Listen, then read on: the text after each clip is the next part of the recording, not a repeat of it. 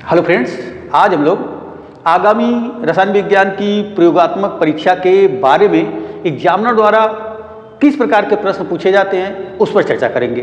कुछ विद्यार्थियों का कहना था कि सर एक वीडियो मिल जाती जिसपे प्रयोगात्मक परीक्षा के बारे में चर्चा रहता, किस प्रकार के प्रश्न हमसे पूछे जा सकते हैं, ठीक ना, तो काफ़ी हमें हेल्प मिलता।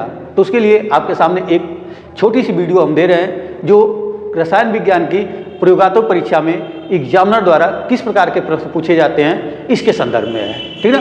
तो बच्चों, कोई भी एग्जामिनर जब बन के आते हैं तब अपने सुपरविजन में प्रैक्टिकल कराते हैं, उसके बाद वाइवा होता है।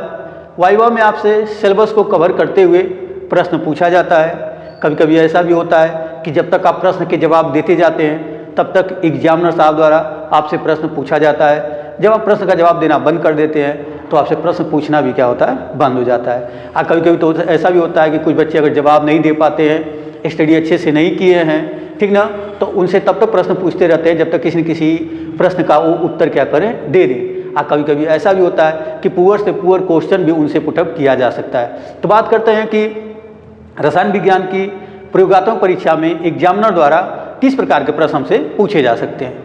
जैसे छोटे छोटे प्रश्न पूछे जा सकते हैं। जैसे ये पूछा जा सकता है कि दो कार्बनिक यौगिकों का नाम बताइए।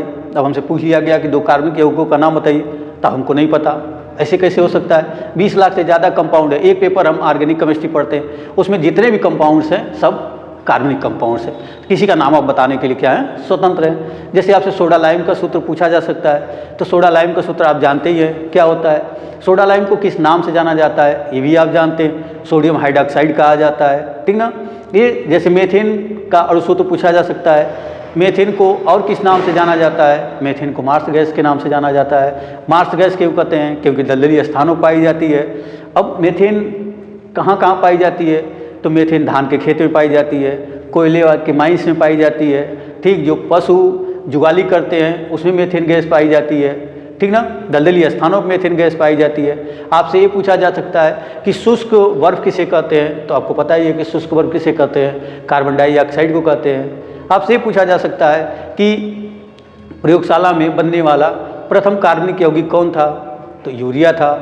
तो जब से आप बताएंगे कि यूरिया था तो यूरिया का अणुसूत्र आपसे पूछा जा सकता है। यूरिया का अणुसूत्र जब आप पूछेंगे, बताएंगे NH2CO NH2 होता है, तब आपसे ये पूछा जा सकता है कि इसका अणुभार कितना होता है, तो मॉलिक्यूलर वेट जैसे ही आप बताएंगे कि इसका 60 होता है। अगला क्वेश्चन पूछा जा सकता है कि यूरिया में नाइट्रोजन कितने % होती है, तो आप अगर ये बता देते हैं कि 46.6% पाया जाता है नाइट्रोजन। इस तरह के छोटे छोटे क्वेश्चन आपसे पूछे जाएंगे।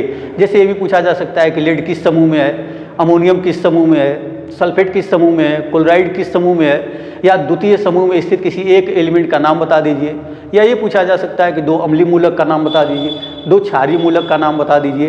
तो अम्लीय मूलक और क्षारीय मूलक वीडियो के लास्ट में आपको दिया गया है, वहाँ से आप क्या कर सकते हैं, लर्न कर सकते हैं, ठीक ना। आपसे नाइट्रिक अम्ल का फार्मूला पूछा जा सकता है, फिनाल का फार्मूला पूछा जा सकता है, बेंजीन डाइजोनियम क्लोराइड का फार्मूला पूछा जा सकता है, तेजाब का फार्मूला पूछा जा सकता है, नौसादर का पूछा जा सकता है, क्विक लाइम पूछा जा सकता है, स्लेक लाइम पूछा जा सकता है। आपसे इस तरह के छोटे छोटे क्वेश्चन क्या है, पूछे जा सकते हैं, ठीक ना। आप फिनाल बनाने की किसी एक विधि का बारे में पूछा जा सकता है। यानी छोटे छोटे क्वेश्चन हमसे क्या है, पूछा जा सकता है। जैसे पिक्रिक एसिड पूछा जा सकता है, TNP का पूरा नाम पूछा जा सकता है, DDT का पूरा नाम पूछा जा सकता है, ठीक ना। इस तरह से जो छोटे छोटे क्वेश्चंस होते हैं वो हमसे क्या होते हैं, पूछे जाते हैं। और एग्जामिनर भी यही चाहता है कि जो हम क्वेश्चन पूछें बच्चे उसका क्या करें, जवाब दे दें। इसलिए बहुत ज़्यादा डीप में न जाकर वो जो नेसेसरी क्वेश्चंस होते हैं, जो हाईलाइटेड क्वेश्चन होते हैं, जो इंपॉर्टेंट क्वेश्चन होते हैं, जो स्टूडेंटों को पता होने चाहिए, इस तरह के क्वेश्चनों को क्या करता है, पुटअप करता है। जैसे एथिल अल्कोहल का अणुसूत्र बता दीजिए, एथिल अल्कोहल का IPSC नाम बता दीजिए, एथिल अल्कोहल में कौन सा क्रियात्मक समूह उपस्थित है ये बता दीजिए, ठीक ना। कार्बोक्सिलिक एसिड डेरिवेटिव्स बता दीजिए। मतलब दिमाग में जिस तरह के क्वेश्चंस आ जाते हैं या जिस तरह से आप हैंडल करते हैं, जिस तरह के आप सवाल देते हैं, सवाल करते हैं, सवालों के जवाब देते हैं, उस तरह के क्वेश्चंस आपसे पूछे जाते हैं। कभी कभी कुछ बच्चे ऐसे होते हैं जो सारे सवालों के जवाब देते जाते हैं, तो उनसे एक लंबा वाइवा चलता है जब तक वो बताते जाते हैं। और निश्चित रूप से ये कॉन्फिडेंस लाने के लिए बहुत ज़रूरी है कि एग्जामिनर के सामने अगर आप अच्छा करते हैं, बेटर करते हैं, उसके सारे प्रश्नों का जवाब देते हैं तो निश्चित रूप से आगामी बोर्ड परीक्षा में उससे आपको कॉन्फिडेंस मिलेगा और आप बेटर करेंगे। कहाँ पे? बोर्ड परीक्षा में।